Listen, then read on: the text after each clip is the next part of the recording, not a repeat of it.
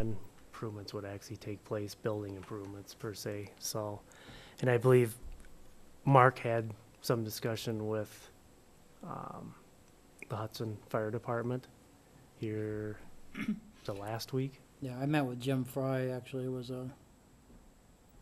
last Friday.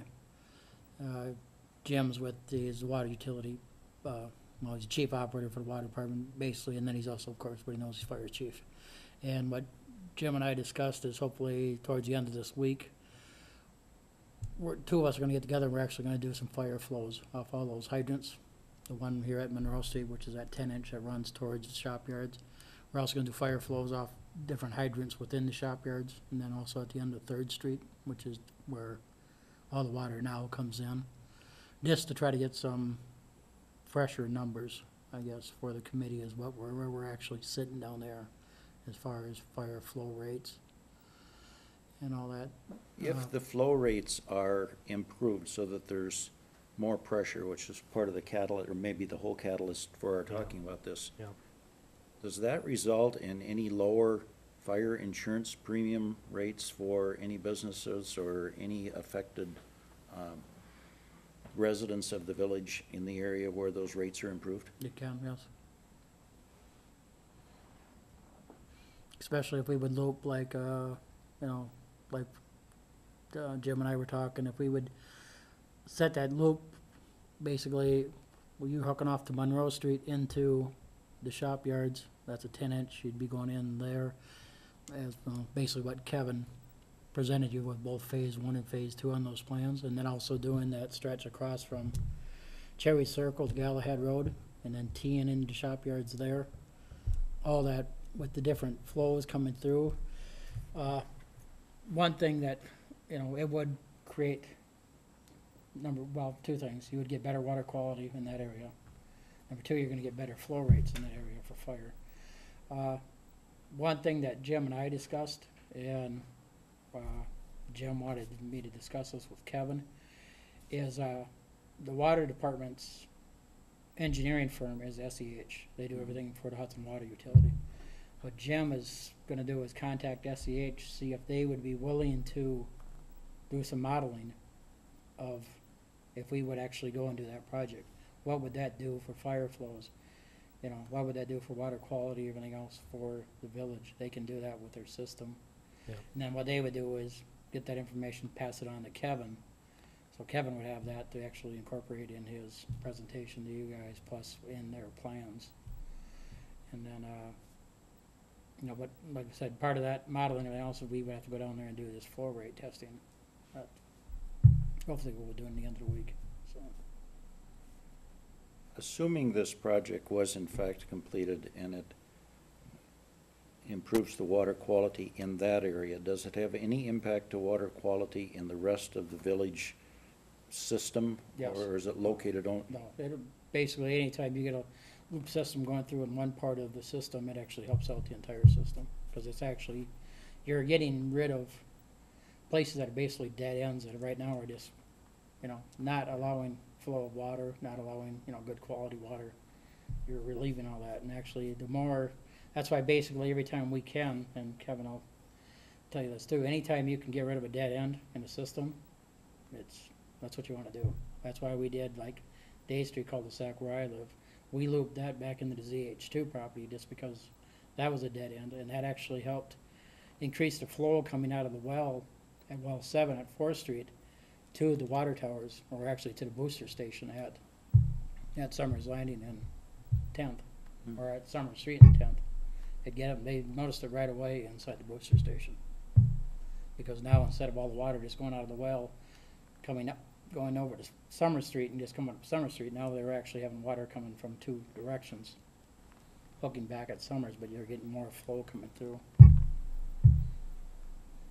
Yeah, it did change the water quality in my neighborhood quite a bit. The dead ends are just, it's a bad deal. The water sits stagnant in there, and if you lived where there was a dead end hydrant, you would know it's horrible. There was, and basically, and that's the biggest thing, since we looped the ridges, since we ran that water main down when you first came on as chair, we were working on that project. We actually looped it down from, the ridges back down the Cratley Lane. And since then, we're not up there flowing hydrants, we're not getting complaints of bad, bad water, smelly water, everything else. It's helped out that whole area, both, not just the ridges itself, but also the people on Cratley Lane. We're just not having, now that it's looped, there's water always flowing, back and forth. The modeling and the additional data from SEH that you're referencing, two things. What kind of time frame are we looking at for completion if we would do that? And second of all, what kind of costs are we looking at? Like Mark was alluding to, I mean, obviously you would have to get some current flow data down there, so kind of have to put that into the picture. But I think realistically, for them to come up with a projected flows after the improvements were put in, I think you're looking at, probably a month or 2 months for that work to be completed. Cost-wise, I'm not sure how that's typically worked in the community before, if they just charge that directly to the, the village of North Hudson. I'm envisioning, you would be looking at probably $2,000 to $3,000 for them to come up with those calculations using, WaterCAD to. That's something Jim was gonna check into. He was gonna check with Tim Caruso, who's the water utility director, and he was gonna check with him to see if all that would be charged to the village, or if some of that, because we are the same water system, even though distribution's ours, they rent our water mains. If some of that cost would go, since we're improving water quality, would the water utility actually pick up some of that cost? So, that's those are kind of I'm just, discussion we had right now, and that's where we're kind of sitting. We'd like to kind of get this information worked out. So the more information we can give you guys, the better decision, can be made. And if we had that information, how much closer would we be to the ability to determine the viability of a tax increment financing district if we're still absent some data on who may be wanting to build? That's the dilemma you have. That's kind of, my, remember at not finance, what we talked about was, somehow get Wendy up here, everything else, and then also possibly invite the property owners from the shop yards. So they also, can hear what she's talking about, all that stuff, and start getting their input, Or is there something you guys are planning on doing, And we'd even have that during, a public works meeting or board meeting, whatever. That way we'd get everybody rolling. If there's something going up, like this St. Croix storage gonna put up that warehouse, is that one property owner gonna try to redo his building and stick in that little brewery that he was talking about, or, having those people actually in the audience and everything else might be, start getting their gears rolling, so we know what they're thinking about doing, and they know what the village is thinking about doing. Basically, what we're only thinking about is going in and replacing our water and sewer. But if there's something more they need, then we need to know that. If we have to go with larger main or. Replacing water and sewer, but at a pretty hefty price. And I think that what the concern of all three of us was at our last meeting was we can see the merit of improving water quality and looping and all those things. That makes sense. I think we all get that. But that's a big ticket number if it's completely devoid of any new construction that results from it to assist in paying for it. Is there any money budgeted for this? Basically, what money would come out of it right now is what would come out of the water and sewer replacement funds. And there is money in those funds. Well, what do you guys think with respect to the short-term proposal that's here to get some additional data, the modeling and the work of SEH? What's your view? Mark, Dan? I think it's needed. We can't make a decision until we have any of that. Correct. Well, Would, I guess, I- would the committee members entertain setting up, like we were talking about, like a TIF informational meeting with somebody from our office and then maybe inviting some of the folks down in the shopyard areas too, if we want to kind of slate a, 2 months out, 3 months? well, in my view, we really should, and invite the affected property owners and inquire from them, if we do this, is there an interest in them doing something? I mean, we've got to see if there's a junction here someplace. Okay, Otherwise, it feels like it's almost field of dreams. If we spend the money, something's gonna happen. right, I don't know, it feels a little speculative to me. okay. And you would feel comfortable dealing with that at the Public Works? Oh, I think so. I think that's the discussion we had Yeah. before. This is Yeah, the I don't forum think for it's- it. I don't think we're gonna get, overburdened with conflicting issues from the audience Yeah. that night. Nobody shows up here anyway. I think it would be well to have a specific motion to direct Mark to coordinate with Jim Fry and SEH the modeling data, let's say at a cost not to exceed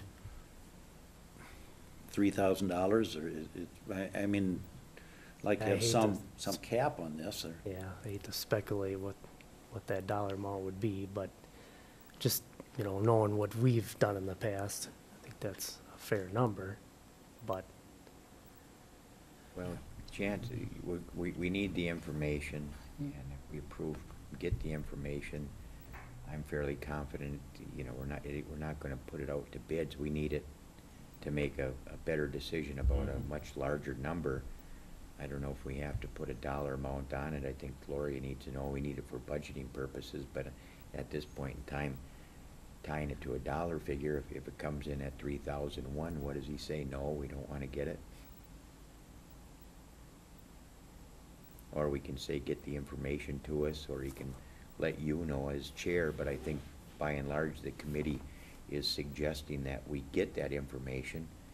And, I don't know how you proceed without it. We're dealing with, a different animal down there with businesses down there. If it was a residential area, I'd probably feel we probably wouldn't need as much of this, but, we're dealing with some buildings and some, potential uses for it that are outside the normal, residential use. So I'm not terribly concerned about the cost, because one way or the other, this project's probably gonna go just from the water looping aspect of it. Yeah, And I the would fact agree, that- the cost is modest, so.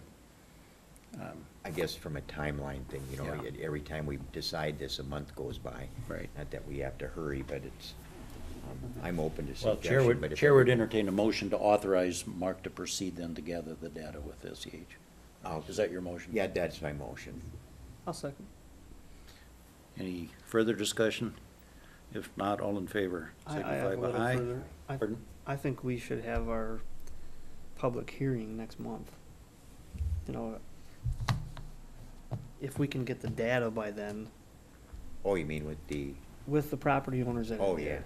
I think it would be silly if we had the public hearing come October. Okay, we're getting all this together, or even September, and then we gotta get bids out. The ground's gonna be froze before we, get anything done.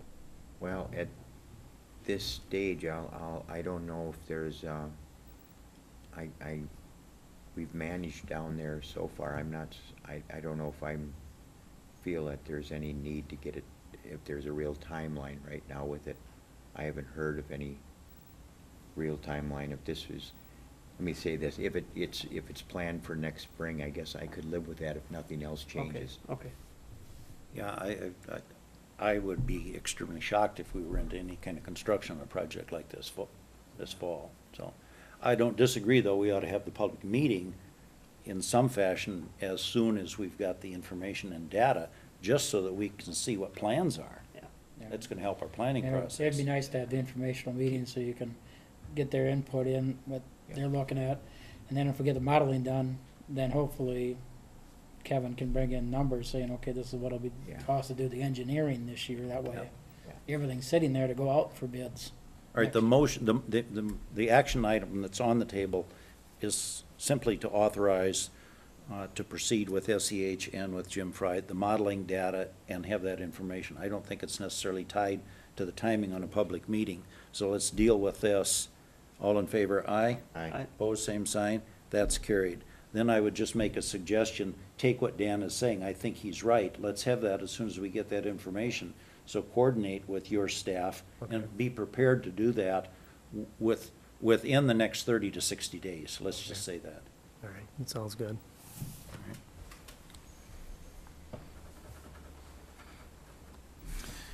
We have a number of bids that are back as far as projects that we've got planned, crack filling, hot patching, and seal coating. They're divided into an A, B, and a C. And Mark, why don't you walk us through these? Let's take the crack filling first. Okay, basically, we had two crews that pulled, packets, actually went out and looked at the streets and sent us back some, prices, to actually crack fill our streets. What we did is we actually advertised in a local paper and everything else, and then we also contacted, different companies that did work for us, in past years to have, you know, to actually give them bid packets too. Right now, there's less, seems like every year, there's been less and less companies actually bidding this work. But we did have two companies that did return us bid, Scott Construction and Farner Asphalt Sealers. You can see the prices are there. In my recommendation, basically, there is a list of streets that I did have them price on crack filling. There's considerably less than last year. Remember, last year we basically had a whole page full of them, because we did pretty much the entire village last year. And with the mild winter we had, everything else, there just is not as many cracks out there. And a lot of the crack fill, you know, the filler and everything else stayed placed. We didn't have any that got ripped out or anything else by plows or anything like that. So you also have a map basically highlighting of the streets and then the bids from both contractors. And I move to recommend Scott Construction Inc. to crack fill the streets listed on the proposal at a cost not to exceed $11,500, and that remaining $8,500 be used to complete needed patching and seal coating of various streets. Is there a second? Second. Any discussion on that? I guess the only thing that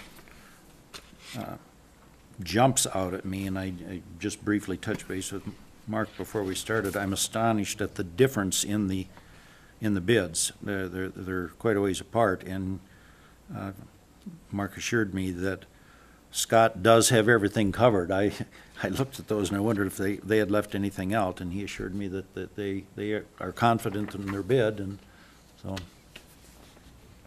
Material and everything are the same. it's just astonishing. Oh, yeah, that's crazy.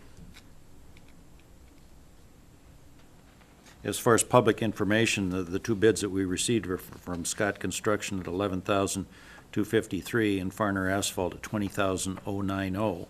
That's what we're discussing, and the action item that's in front of us is to recommend Scott Construction to fill at the cost of $11,500. Motion from Mr. Zappa, second by Mr. Ordner. All in favor, aye.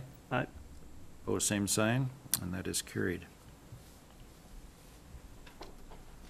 Which one you want to approve next? Our next one is on the hot patching, and now we have only the one bid. I'm curious, Mark, why Scott bid on apparently the other two, but not on this one?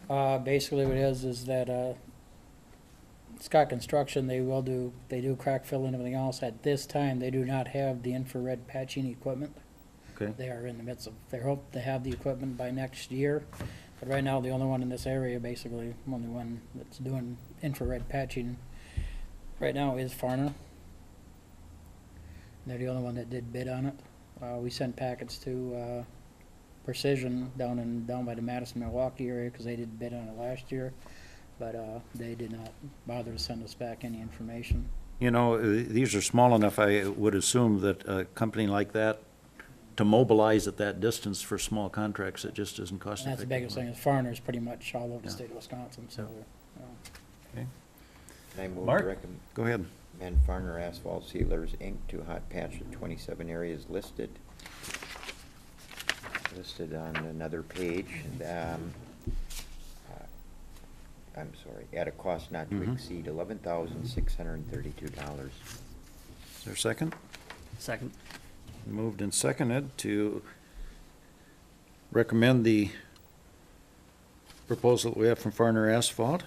And Any additional discussion? Mark? just for some information on this, by going over this proposal, I actually believe they, and I met with or contacted the sales rep that figured this, John Mason, and basically, I feel that they kind of maybe have more actual heats or patches figured into this bid than needed. What he told me is that, when they're up here doing the work and everything else, if it comes up where they don't need as many patches as they figured, they'll just basically not bill us for what they're gonna do.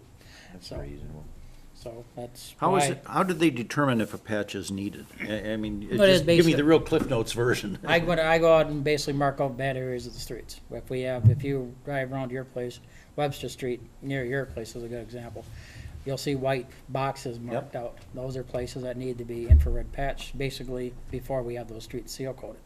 Okay, And then there's also manhole covers that are sticking up. We infrared patch around them to build back up so our plows don't hit them, valve boxes, stuff like that. Edges of curb, if we have curb breaking away or pavement breaking away next to a curb or something like that, we'll pave that. Another good example, if you go look at, Summers Landing Road where everybody coming out of, the Freedom Station, you'll see that's in real bad shape. We have that marked off for infrared patching. Basically what it is, it comes in, it infrared heats up the asphalt, and basically they can re-roll it, they add material to it, and basically they just redo the street, you know.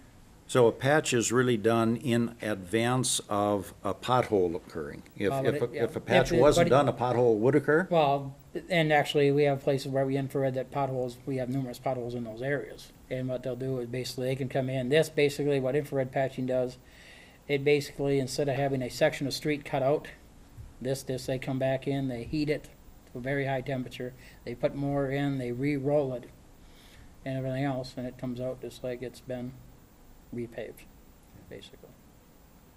Any other questions or discussion? If not, the motion in front of us is to recommend Farner Asphalt at the bid amount of not to exceed the 11,632. All in favor, aye? Aye. And pose same sign, and that is carried.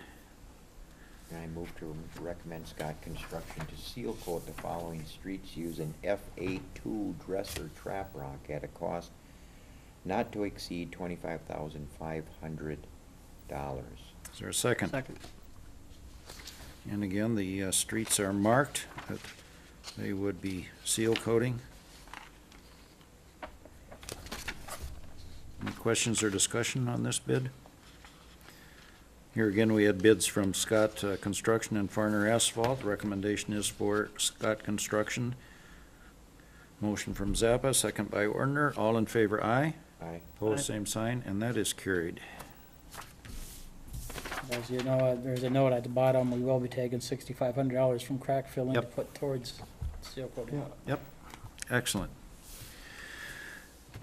We are going to defer items 5 and 6. These relate to the snow removal contract, and we need some additional information from Bjornsted. So this is going to be deferred until our next meeting.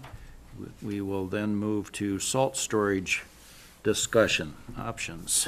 I guess basically what, I'd put this on the agenda for carryover from last month. Basically, I guess I would like to get the committee's permission to start trying to work up some prices on what it would cost to actually put up a salt storage shed.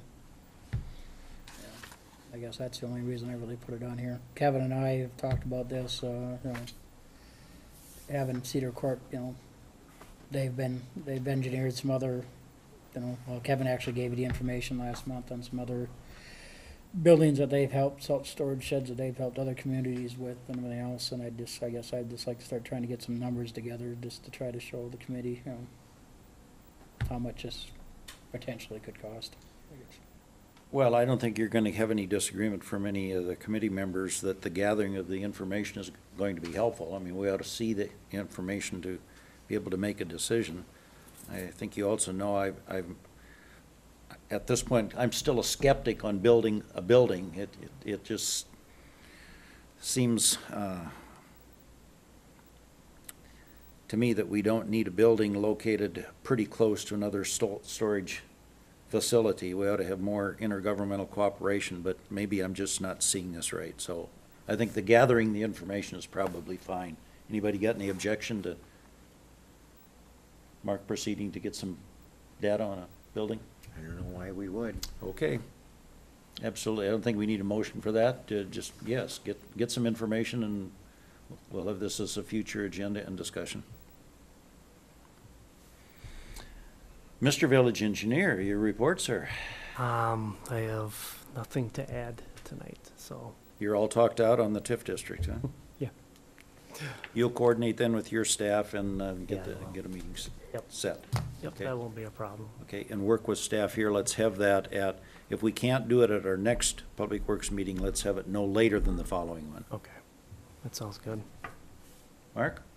The only thing I really have is we did have some, or I should say this morning's storms, we did have some, storm-related damage in the village. We lost some trees, some limbs, stuff like that. Nothing really major, but it did require my personnel to go out early today to clear some streets. We actually had some, residents up in the ridges that could not get out, basically Really? because of a large oak tree that was blocking their cul-de-sac. So my guys had to go cut a 10-foot wide path in it just so they could get out. So then we had the developer actually went up there and had the tree pulled out of the street and hauled away, so.